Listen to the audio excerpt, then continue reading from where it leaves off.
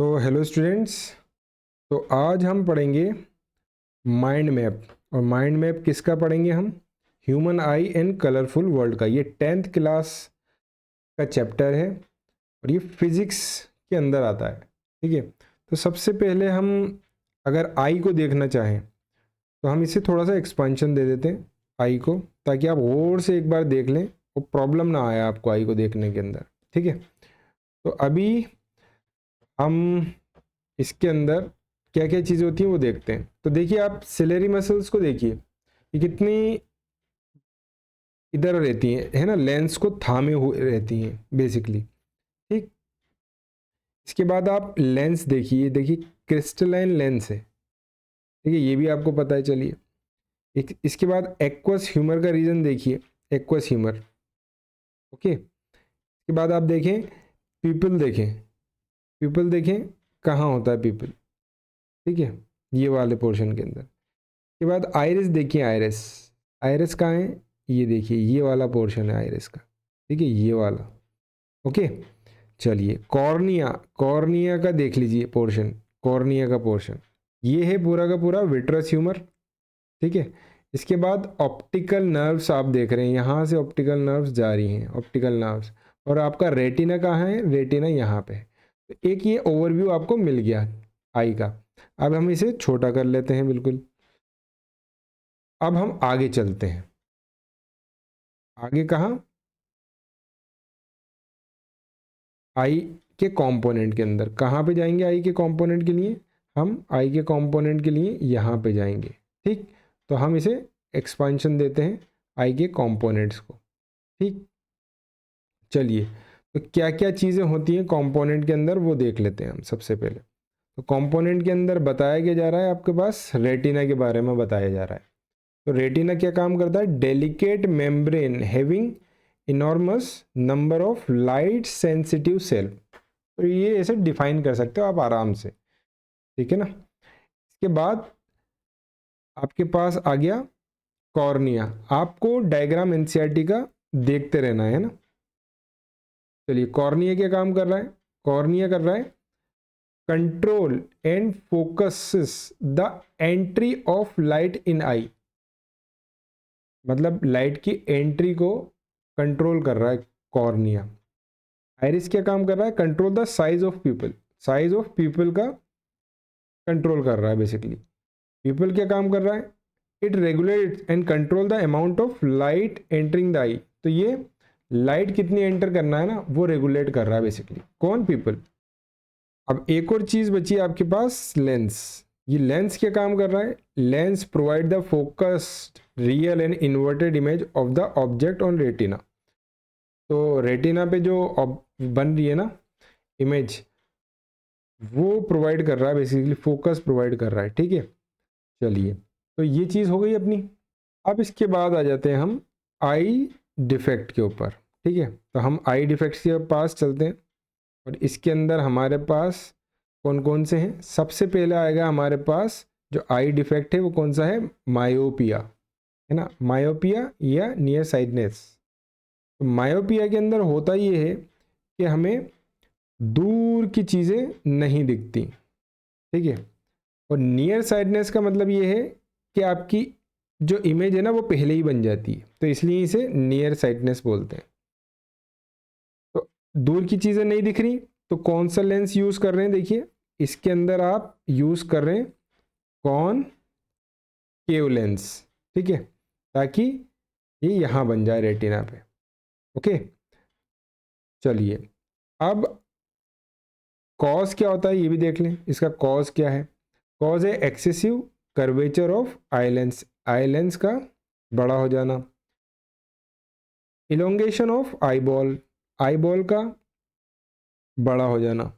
ठीक है, लेंस का बड़ा हो जाना और आई बॉल का बड़ा हो जाना। ठीक है ना, लेंस का बड़ा हो जाना और आई बॉल का बड़ा हो जाना। चलिए, तो ये दो कॉज है, करेक्शन आपको बता दिया कौन के? लेंस। अब इसके बाद आपके पास कौन सा आएगा? आपके पास आएगा हाइपर मेट्रोपिया। हाइपर मेट्रोपिया में पास की चीज़ें नहीं दिखती, तो उसके लिए आप कौन सा यूज़ करते हैं? कौन? Wax lens. ठीक है, वो यूज़ करते हैं।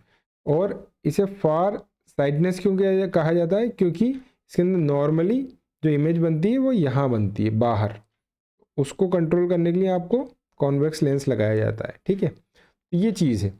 ये दो डिफेक्ट बड़े काम आते हैं और सबसे ज़्यादा पूछा जाता है मायोपिया, तो इसे थोड़ा सा ध्यान रखिएगा। अब इसके बाद एक और होता है प्रेस बायोपिया। तो प्रेस बायोपिया कब आता है काम में, तो प्रेस बायोपिया जब आता है जब हम बूढ़े हो जाते हैं, है ना। हमारी जो कॉज होता है ना इसका, क्या होता है, सिलेरी मसल्स है ना वीकन हो जाती हैं, है ना, बूढ़ों में तो वीकन ही होंगी। और diminishing flexibility of eye lens, और आई लेंस की फ्लेक्सिबिलिटी कम हो जाती है। ठीक है, और इसके लिए बाईफोकल लेंस यूज़ करते हैं। अगर आपका मायोपिया हो रहा है ओल्ड एज के अंदर, तो आपके पास कौन केव लेंस होगा, और आपका हाइपरमेट्रोपिया हो रहा है ओल्ड एज के अंदर, तो कौन सा लेंस होगा, कॉन्वेक्स लेंस होगा। जनरली ये दोनों ही बुढ़ापे में हो जाते हैं प्रॉब्लम, पास की और दूर की दोनों की, तो इसलिए हम बाईफोकल लेंस को प्रेफरेंस देते हैं इसके अंदर, है ना। आपने बूढ़े लोगों को देखा होगा ना, पास की भी नज़र कमज़ोर है और दूर की भी नज़र कमज़ोर है। ठीक है, अब हम चलते हैं प्रिज्म की तरफ।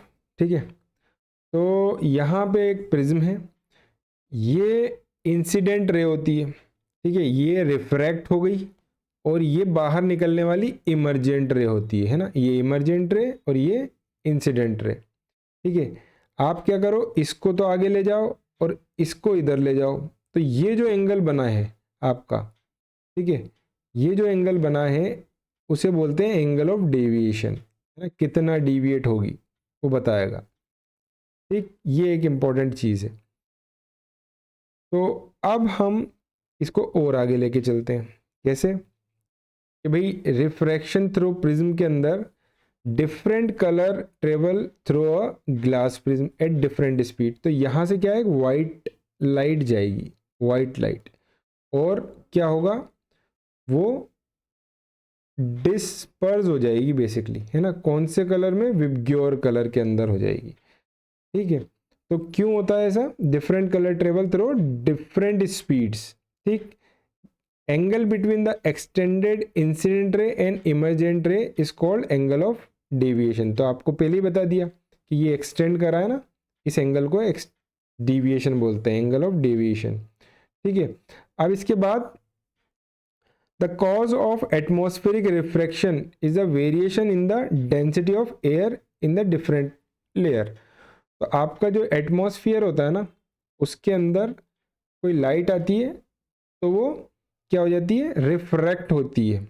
ठीक है, रिफ्रैक्ट होती है, और वो क्यों होती जाती है, क्योंकि एयर की डेंसिटी हर बार चेंज होती जाती है, तो वो बताने की कोशिश कर रहा है। एक ये बताया, refraction of light in case of prism is different than the slab. Slab जो होती है उससे रिफ्रैक्शन इसके अंदर थोड़ा सा अलग तरीके से होता है, बस ये बताने की कोशिश है इन लाइंस के अंदर।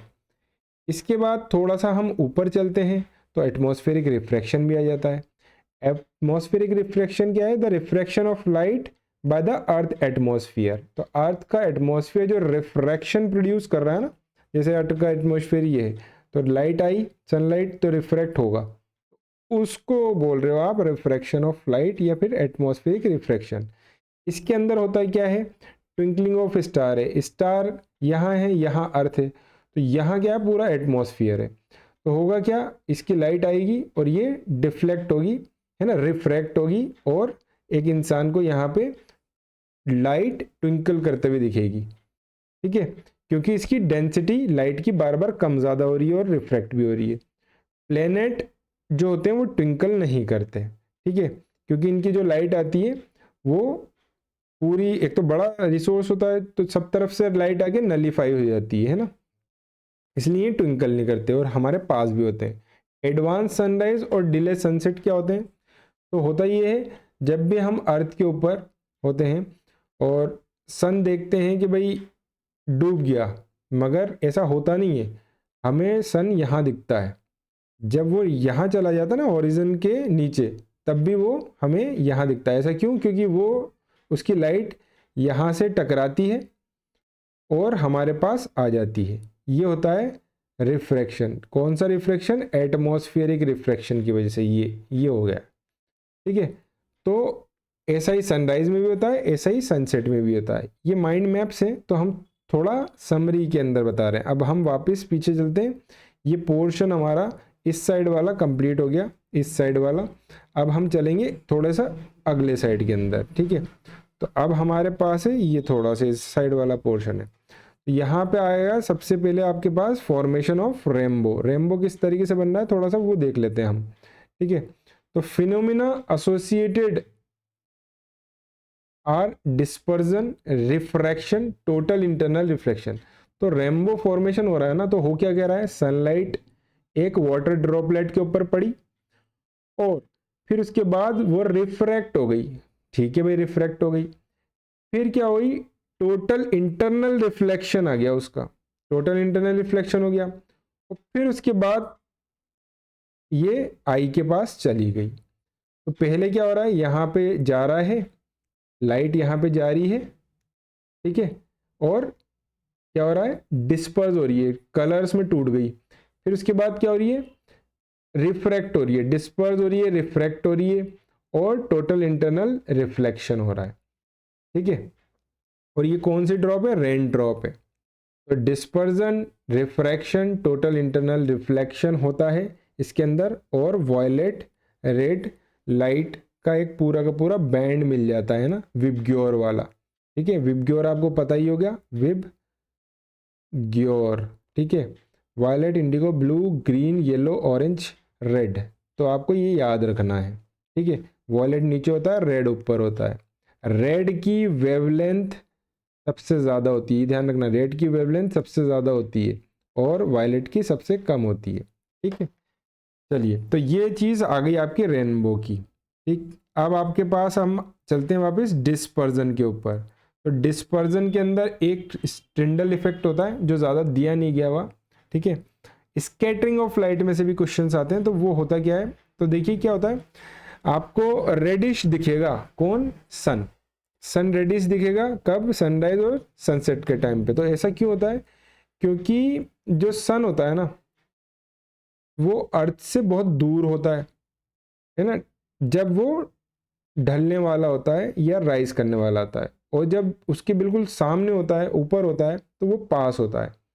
अब होता ये है, यहाँ से रेड जो लाइट होती है उसकी वेवलेंथ ज़्यादा होती है, तो एटमॉस्फेयर से टकरा टकरा के वो पहुँच जाती है।